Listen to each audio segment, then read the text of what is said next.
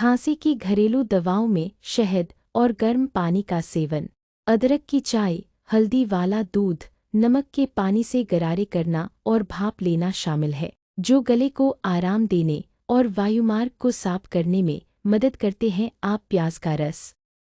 मुलेठी, अजवाइन और तुलसी को भी अपनी दिनचर्या में शामिल कर सकते हैं, क्योंकि इन सभी में सूजनरोधी और खांसी को कम करने वाले गुण होते हैं।